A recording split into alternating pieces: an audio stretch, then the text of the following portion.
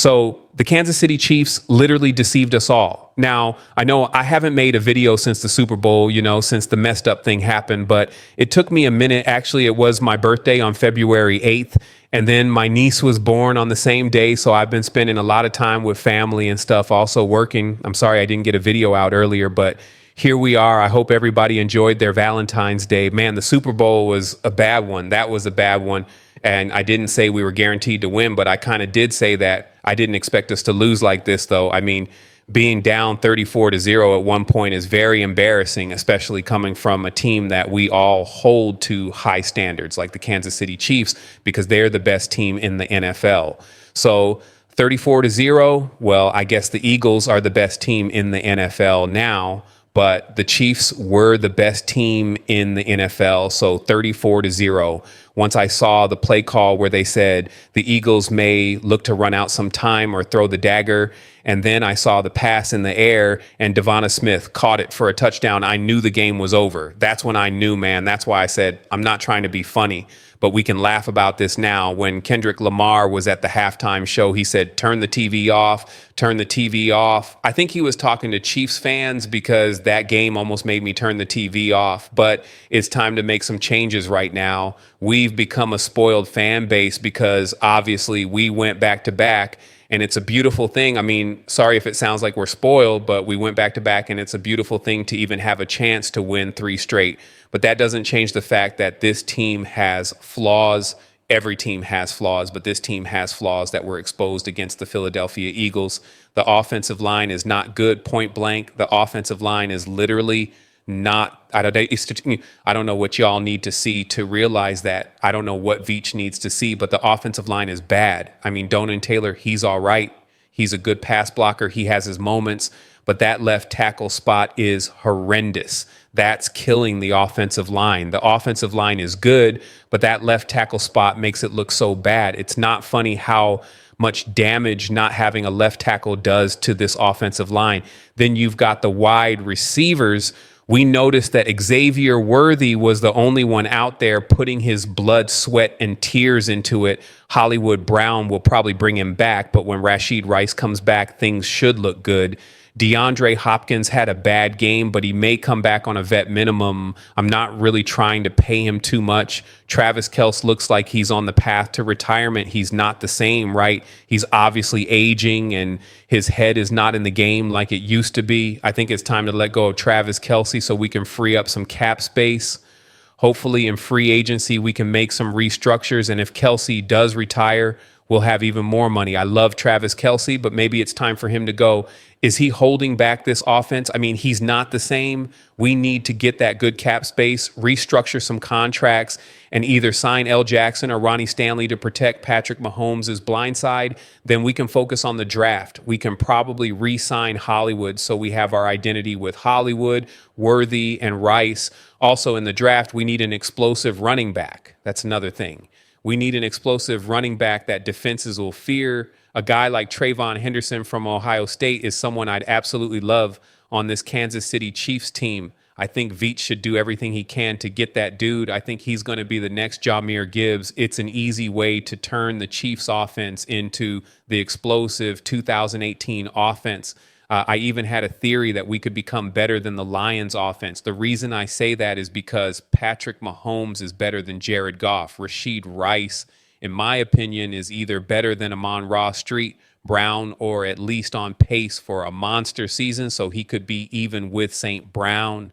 Worthy, I don't think he's better than Jamison Williams yet, but we don't know what next season could bring comparison-wise. Rice is St. Brown and JMO is Worthy. Mahomes is obviously way better than Jared Goff, not even close.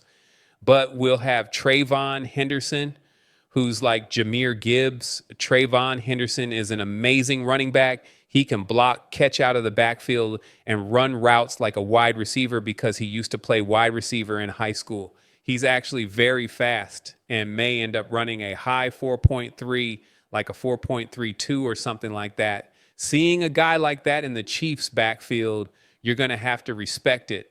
That's why I think we should try to get Henderson by any means. If Travis Kelce retires, we also have to focus on getting a tight end. A guy I like is Colton Loveland from Michigan. I think he's going to be a very good tight end, definitely a Brock Bowers type of guy.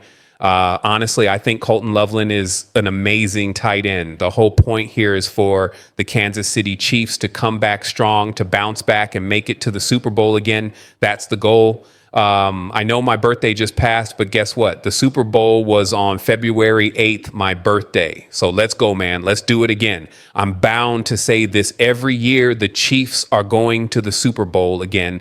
You know, I wasn't wrong about the Chiefs getting to the Super Bowl. I was just wrong about them winning it. But hey, you can't win them all, right? Let's go. We're going back. They're going to have to rebuild now. It was a shocker to get blown out in the Super Bowl like that. So now it's about rebuilding and coming back stronger next season. When they went into the Super Bowl dreaming of a three-peat, it was really bad. That dream went down very quickly, and it exposed a lot of holes in this roster. The Eagles absolutely dominated us. Patrick was sacked a career high 6 times by Philadelphia's insane defensive front, which was only rushing 4 all game and didn't blitz.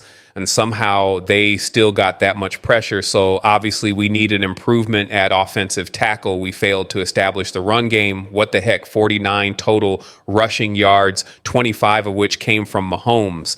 Come on, man. And literally only one wide receiver, Xavier Worthy, was effective. He had 157 yards and was the only wide receiver who managed more than 40 receiving yards. For a team that was literally one game away from immortality to become trash in the Super Bowl like that, it's a tough pill to swallow. The Chiefs' strong offense has a lot of work to do this offseason. Maybe firing Matt Nagy could be a start. Kelsey leaving might be for the best, and that's the sad truth.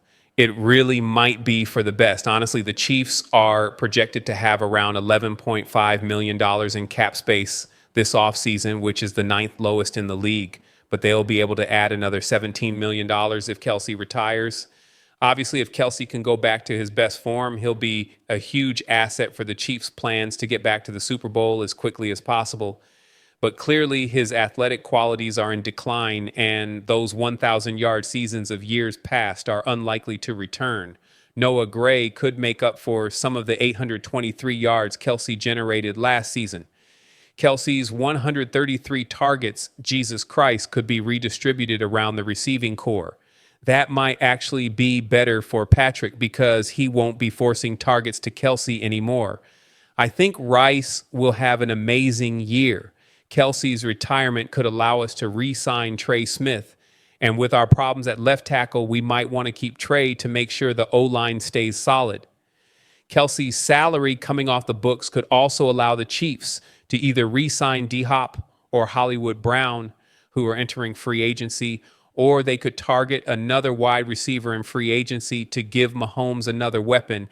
And obviously there are some key free agents on the defensive side of the ball, like Nick Bolton and Justin Reed. It's going to be difficult for the Chiefs to retain both of these players, but they have the option of restructuring the contract of Chris Jones or Jawan Taylor, who definitely needs his contract restructured. Jesus Christ.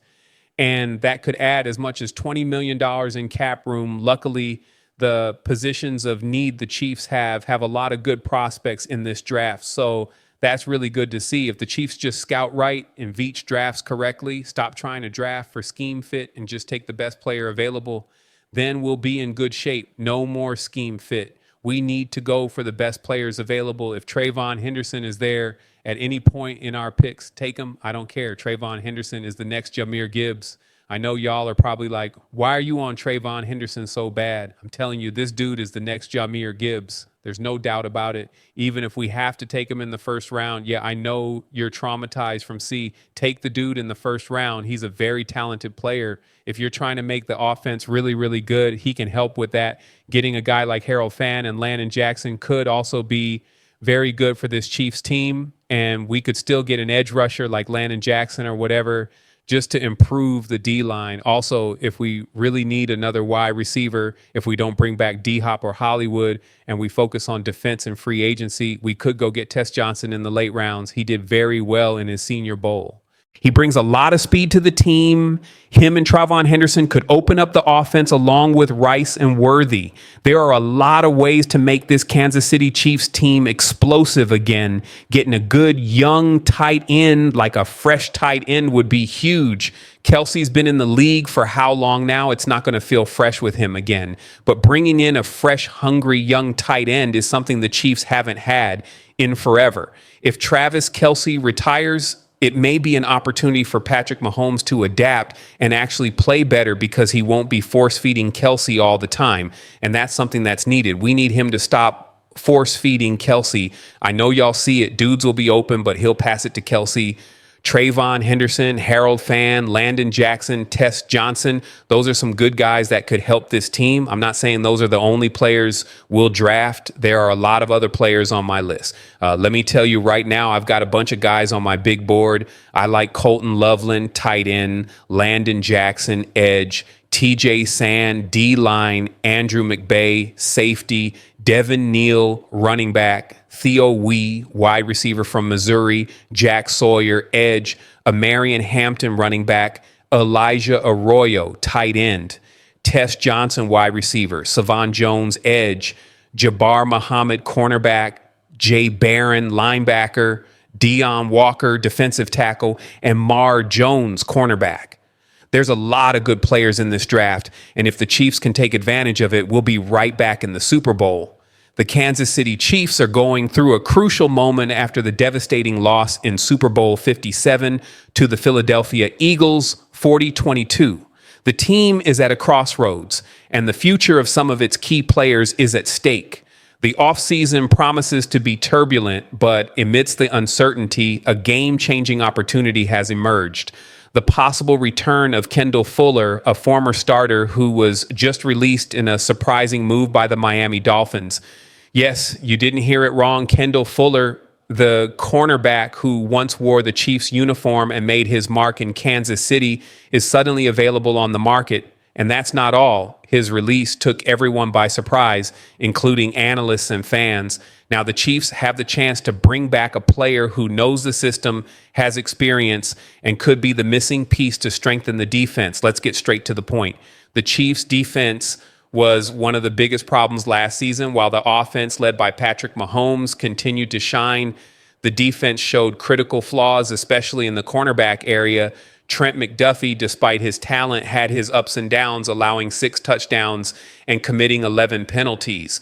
On the other side, the cornerback position has been a real Russian roulette, with Jalen Watson suffering a broken ankle and Nazeeh Johnson struggling to maintain consistency. That's where Fuller comes in. At 30 years old, he may not be the dominant cornerback he was in his early years in the league, but he still has a lot to offer. Last season, he allowed just 27 receptions on 43 targets with 5 pass defenses and 1 touchdown. His coverage rating of 62.4 may not be the highest, but he brings experience, leadership, and above all, depth to a position that is in dire need of reinforcements. Let us know in the comments, and don't forget to like this video and subscribe for more Chiefs updates. Go Chiefs.